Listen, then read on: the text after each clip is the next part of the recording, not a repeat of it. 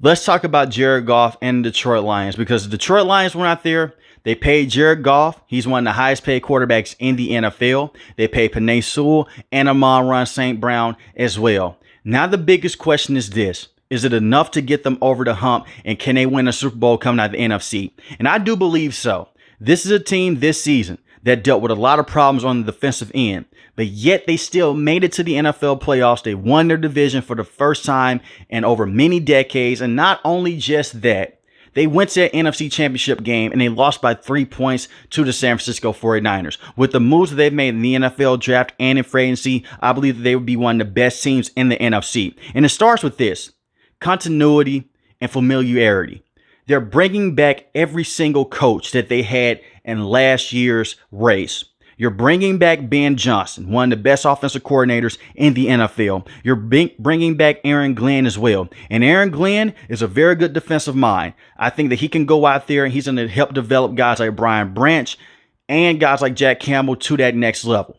We've already seen Aiden Hutchinson be one of the best pass rushers in the NFL. And I want to start off with their defense, because their defense was their Achilles heel. They had the second best rushing defense in the NFL, which is great to see.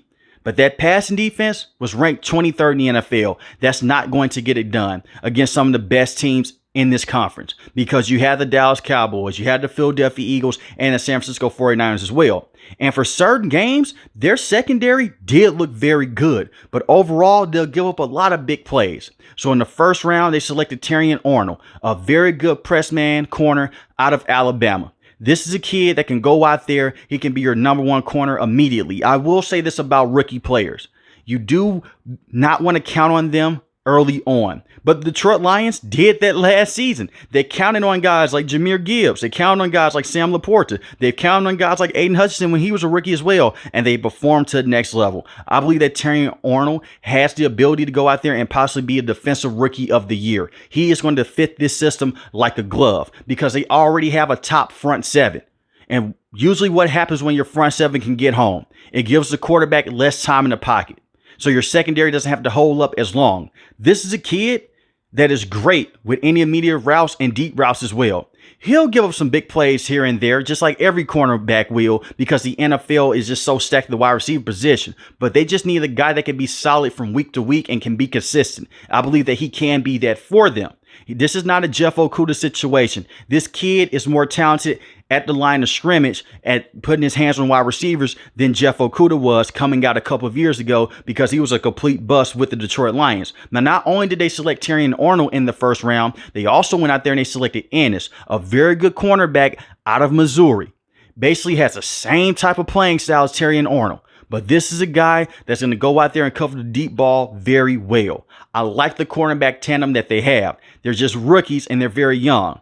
But that doesn't mean that they can't go out there and perform and give you immediate production. I believe that they will, especially with that front seven having Aiden Hutchinson and James Houston. We're going to talk about James Houston in the next couple of minutes. You also have a solid safety tandem as well. Brian Branch is a very good player. He's going to continue to be a very good player over the next couple of years. This is a kid that had a great rookie season, and you hope that he will continue to get better.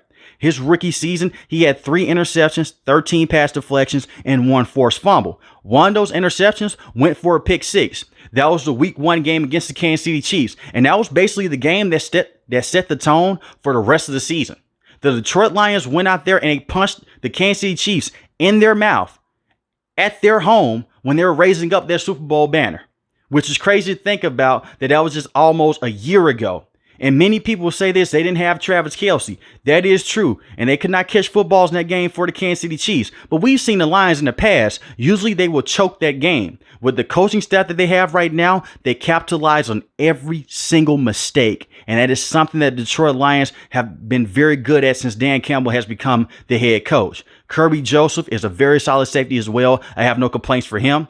Their secondary still gives me a lot of problems because they are one of the younger secondaries in the NFL, but I believe that they'll be okay. They're definitely going to be better than what they were last season. They also bring over Carlton Davis as well. He was a solid cornerback for the Tampa Bay Buccaneers. He is not a true number one cornerback, and he is not one of the best cornerbacks in the NFL, but he's a solid veteran to have. He's going to bring that veteran presence. He's 27 years old, and I expect for him to get a lot of snaps with the Detroit Lions. It's just better than the cornerbacks that you have had in the past. I'm not going to come on here and hype him up and say he's a top 5, a top 10, or even a top 15 corner. But he's a solid guy to have around. Far as that front seven, before I get into Aiden Hutchinson and Liam McNeil and DJ Reader, we have to talk about James Houston. This is a kid his rookie season. He had 8 sacks on the season. Not too many people speak about James Houston. And he was a rotational pass rusher at that time. If they were to give him more reps, that's a kid that would have possibly had over double-digit sacks with Aiden Hutchinson in that rookie season.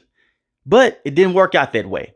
I think that James Houston, if he can stay healthy, will be a very good pass rusher. I'm not saying that he has to go out there and give you 8 sacks every single season. He can just go out there and give you a lot of pass rush. And that's what this Detroit Lions team is going to need in this stacked conference. Going against quarterbacks like Jalen Hurts, going against quarterbacks like Brock Purdy and Jordan Love. You're going to need guys like this to go out there and help out a guy like Aiden Hutchinson. And Aiden Hutchinson is one of the best pass rushers in the NFL. He's entering that conversation with guys like Myles Garrett and TJ Watt. In my opinion, he's already better than Micah Parsons. That kid is special, but you have to get him a playmate that can go out there and help him out on the edge. They have that in James Houston. Just let him put his hand in the dirt and let him attack the quarterback. I know they try to put him in coverage at times. That's not when he's at his best. Let him put his hand in the dirt. As far as those defensive tackles, I love it. Liam McNeil, 315 pounds. It's hard to run the football up the middle because he just eats up double teams, and he's just going to go out there and push the pocket as much as possible. He had 5 sacks on the season, but you're pairing him up with DJ Reader. DJ Reader is a very good defensive tackle coming from the Cincinnati Bengals. Don't sleep on him. This is a guy that was dealing with injuries this season, but when he has been fully healthy, he is one of the most slept on defensive tackles in the NFL. When you look at that 2022 season, he was not able to record a sack. No, but he was able to go out there and stop the run and push the pocket. He's one of those players that you have to look at on film. Just because he's not going out there and putting up crazy numbers does not mean that he's not going to be a good player. He's a very big opposing man. He's going to help also go out there and stop the run. And this is the run defense that's already one of the better run defenses in the NFL. Like I mentioned a couple minutes ago, they had the second best rushing defense. And now we can talk about Aiden Hutchinson. This kid is special. He could win Defensive Player of the Year in the next couple of years or even for this upcoming season.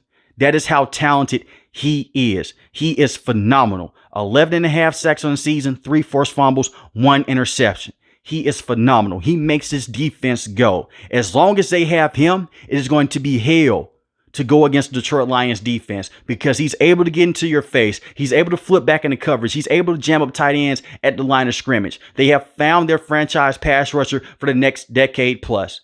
As long as they can stay healthy with this front seven, this defense will be better than what it was last season. And that's all they really need. Because they would have won more games this season if their defense is able to go out there and stop teams like the Chicago Bears at times, like teams like the Minnesota Vikings and the Green Bay Packers as well. And yes, they defeated all those teams, but at the same time, they had some struggles defeating those teams as well. And you're going to always have a tough time defeating teams in your division because you face them twice a year. But I expect for them to basically go out there and manhandle this division. They're going to have a tough time facing the Green Bay Packers. I will say that right now because Jordan Love is one of the best quarterbacks in the NFL. The Minnesota Vikings, they have Sam Darnold. I'm not that high on the Minnesota Vikings. They're going to be a fun team to watch, but I don't expect for them to go out there and make the NFL playoffs. The Chicago Bears, they're the wild card. Can Caleb Williams be this next best quarterback that people are hoping for? We will see. But right now, I'll say the Detroit Lions are the best team in this division, and you have the Green Bay Packers right behind them, or you could really say that they could be on par with the Detroit Lions. The only thing is this, the Detroit Lions, they have this coaching staff for so long. They're all connected. They know each other. And Jordan Love and those wide receivers, they're still young. Now, let's talk about the super unit with the Detroit Lions. Their offense. One of the best offenses in the NFL. 3rd best offense this season. 2nd best passing offense. 5th best rushing offense. Phenomenal. Jahmyr Gibbs was a great running back in his rookie season. They're expected to up that workload. They want to give him more carries. I think the sweet spot is to give him 15 to 20 touches a game. Still let David Montgomery be that bell cow. David Montgomery is a very good power back. He is special. And I know a lot of Detroit Lion fans, they hated it when they moved off of Jamal Williams because he was a fan favorite. And he's a great guy. But David Montgomery is just a better running back, in my opinion. And we saw that this season. I have no problems with them wanting to give Jahmyr Gibbs more carries because he is the more explosive running back. But don't sleep on David Montgomery. He had 1,015 rushing yards on the season. That was ninth in the NFL, and 13 rushing touchdowns, and he averaged 4.6 yards a carry. Jahmyr Gibbs had 945 rushing yards on the season, 10 rushing touchdowns. He averaged 5 yards a carry. They have a very good running back tandem. And I love the running back tandem, to be honest, because it helps out Jared Goff. Not too many people really talk about the running backs with the Detroit Lions when they talk about their offensive success. You hear about Jared Goff, you hear about Amon-Ra St. Brown, Sam Laporta, but let's give the running backs a lot of credit. Let's give the offensive line a lot of credit as well. They did lose one of their starting guards, but they still have one of the best offensive lines from tackle to tackle. It's the reason why Penei Sewell just went out there and got paid a lot of money. Taylor Decker is a very good left tackle in the NFL. Frank Ragnow is a very good center. So as long as you have that big three, you're going to be in a very good situation because it helps buy time for Jared Goff. And I do want to talk about Jared Goff right now. Redemption arc season, basically, baby. That's what this was. Jared Goff in the past has been disrespected. This is a guy that got traded from the Los Angeles Rams to the Detroit Lions. And many people at the time, and they're not going to admit this now, many people we're having a lot of questions about Jared Goff. Just saying, hey, he's just a bridge quarterback. But he's proven over the last couple of years he's a franchise quarterback. He proved that a couple of years ago when he went to the Super Bowl against the Patriots. Yes, they lost that game, and he had a horrible performance. But he's proven in the past that he can get a team to a Super Bowl. And he was younger then. He has matured a lot, and his game has elevated. Jared Goff in the past, you say he's immobile. He can't make moves in the outside the pocket. He's not going to throw the football across the middle of the field. He did that this season. And Ben Johnson helped him do that at the offensive coordinating spot. That's why it was so amazing to see them bring him back for at least one more season. And they did just sign Jared Goff to a big money deal. Now he has to deliver the city of Detroit a Super Bowl because he has this super offense around him with this great coaching staff. Amazing running back tandem. Amon-Ra St. Brown, one of the best wide receivers in the NFL. He just had a great season. Not too many people speak of Amon-Ra St. Brown in terms of being one of the best wide receivers in the game, but he is. 119 receptions on the season, 1,515 receiving yards, 10 receiving touchdowns. He's phenomenal. You also have Jameson Williams as well. Now, Jameson Williams has not broken out just yet. His rookie season, he was still recovering from that torn ACL that he suffered in college. Sophomore season, unfortunately, he got suspended, dealing with a gambling issue, which I think is complete BS, but it goes against the NFL policy, apparently. I think that Jameson Williams, has the potential to be a top wide receiver in the NFL. He still had that potential. He doesn't have to go out there and get 900 yards receiving because he's so valuable to them. He's able to take the top off the defense and open up things for guys like Sam Laporta, open up things for guys like Amon-Ra St. Brown. And you know what the crazy part is? He's not even a top 2 receiving option right now. That is Amon-Ra St. Brown. He's number 1. And number 2 is Sam Laporta. One of the best rookie tight end seasons I have ever seen since covering this sport. He's a phenomenal tight end. He's going to continue to be one of the best tight ends over the next couple of years. When we see guys like Travis Kelce retire and guys like George Kittle slow down, he may be the best tight end in the NFL. That is how great that rookie season was. And he was dealing with a knee injury as well. And he was able to come back from that injury and still put up major numbers. I love this kid. But when you look at Jameson Williams, it's basically a put up or shut up season. This is year number 3. And he hasn't been dealt with the best card. But I think that he can be a very good option moving forward. Especially he's going to be the 3rd receiving option with the Detroit Lions. They did lose Josh Reynolds, and he was a key target to Jared Goff. I am worried about that, but you have Khalif Raymond, who can basically just come in and fill in that need. He had 489 receiving yards in the season, 1 receiving touchdown. But just take note of that. They did lose Josh Reynolds, and he was a key receiver for Jared Goff. He was a key favorite for him.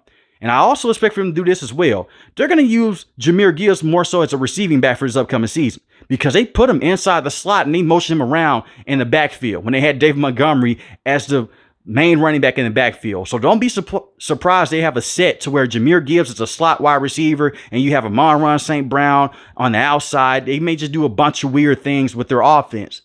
And I expect for Coach Johnson to do that. But at the end of the day, the Detroit Lions, they have a lot of depth.